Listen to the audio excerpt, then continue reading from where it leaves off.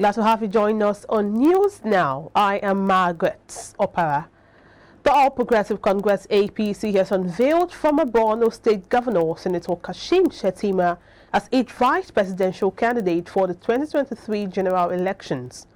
The event, which took place at the Shehu Yaradua Center in Abuja, had in attendance the party's presidential candidate and ex-governor of Lagos State Bola Tinubu, the APC national chairman Abdullahi Adamu, and other chieftains.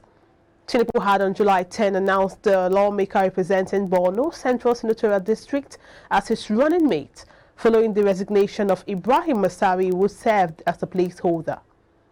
The announcement of Shettima has generated a lot of outcry from different quarters, just as it has received support from others.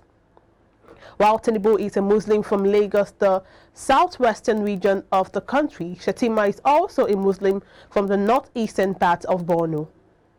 The ruling party had received backlash from concerned Nigerians, religious leaders, opposition parties, and the Christians Association of Nigeria.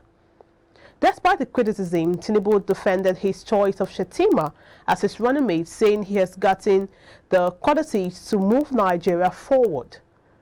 The ex-Lagos State governor also hinged his choice of Shettima for his loyalty to the ruling party. Now, the governor-elect of OSUN State, ADELEKE'S, was presented his certificate of return by the Independent National Electoral Commission on Wednesday. His presentation comes almost 72 hours after defeating the incumbent governor, Adegboyega Oyetola of the All Progressive Congress, with 403,331 votes, compared to Oyetola's 375,027 votes on Saturday's poll. Adeleke's certificate of return was presented by the INEC Commissioner, National Commissioner supervising Osun, Ogun, and Oyo State, Professor Kunle Ajayi. The Deputy Governor-elect, Prince Kola Adewusi, also received his at the ceremony. In his acceptance speech at the Osun INEC head office in Osogbo, Adeleke dedicated his victory to the memory of his late elder brother, Senator Ishaka Adeleke, and the people of Osun State. Now, away from that, a court of appeal sitting in Akure, the Ondo State capital, on Wednesday upheld the judgment of the lower court, which affirmed Osun State Governor-elect Ademola Adeleke as the candidate of the People's Democratic Party for last Saturday's governorship election. Dr. Babayemi, a PDP chieftain, had contested the party's governorship primaries at the High Court, challenging the validity of the primary conducted by the national leadership of the party, but lost in the court.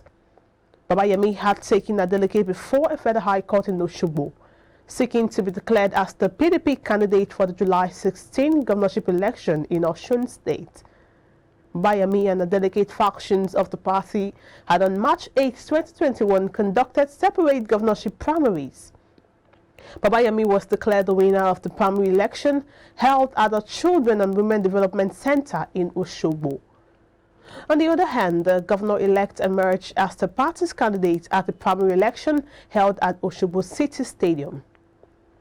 Now, to guarantee effectiveness and large-scale participation, the National Association of Nigerian Students, NANS, had directed university students across the nation to back the solidarity protest planned by the Nigerian Labour Congress for the striking Academic Staff Union of Universities.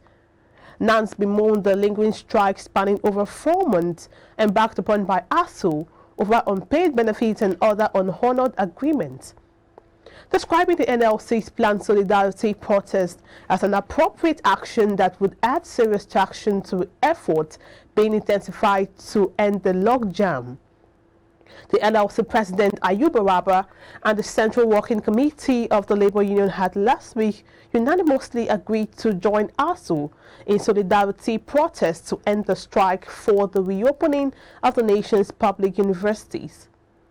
Branding the NLC's action as a right step in the right direction, the NANS National President Sunday has set forth in a statement in Edo-Ekiti on Wednesday assured Nigerians that students would mobilize for the success of the protest. The NANS leader added that it sounds so disturbing that students who were to be engaged in academic work are now predisposed to all manners of criminalities due to the closure.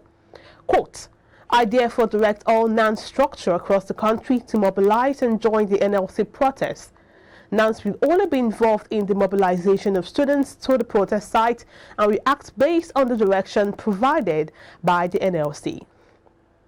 And moving on, the ZAMFARA State Governor Bello Matawalle has directed traditional rulers to seek permission before bestowing titles on people in the state. The directive was contained in a statement on Wednesday by Governor spokesman Zelani Bapa. Quotes, all MS senior district heads and district heads in the state are hereby directed to officially seek permission from the state government before conferring traditional titles to anyone, the governor said. We earlier reported how the state government suspended the Emir of Birni Yandoto of Safe local government area, Aliyu Marafa, for conferring a chieftaincy title to a notorious bandit leader. 3 days after the suspension, the government warned against indiscriminately bestowing of awards and possible abuse of the traditional institution.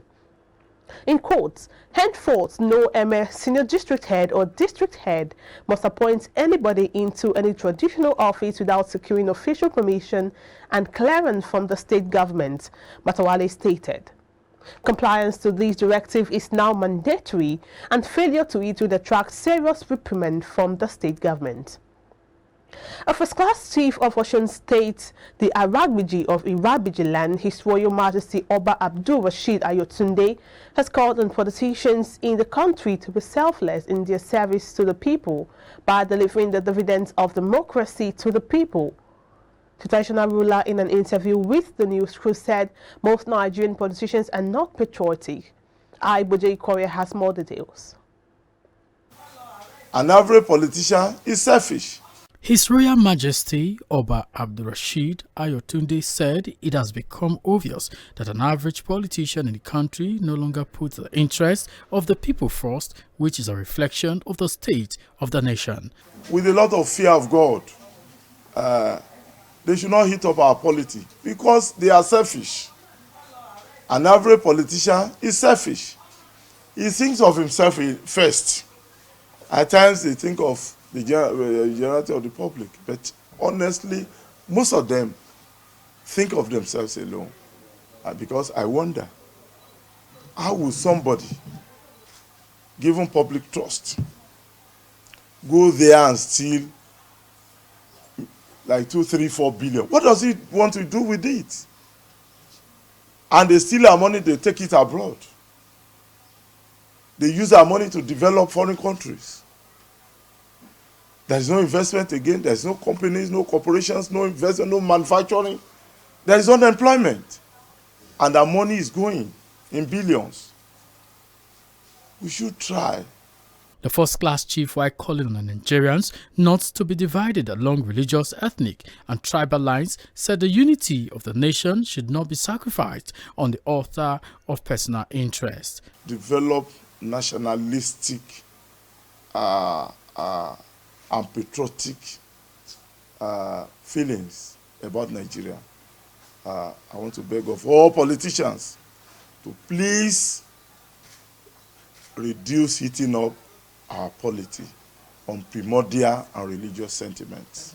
As the 2023 general elections draw near, most Nigerian politicians are putting strategies in place to canvass for votes. IBrandTV reporting for IBrandTV News. A senior advocate of Nigeria, Joe Kiari GADZAMA, who recently contested as a presidential candidate in the July 16 elections of the Nigerian Bar Association, has asked the Electoral Committee of the NBA to allow an immediate audit of the election and server. In a press release, JK GADZAMA noted that in the pre-election, his agent Andrew Madaki tested the vulnerability of the website electionbody.com, which was used for the conduct of the NBA national bowls. GADZAMA goes on to say that during the conduct of the election, his agent discovered numerous irregularities and expressed the same to the ECNBA.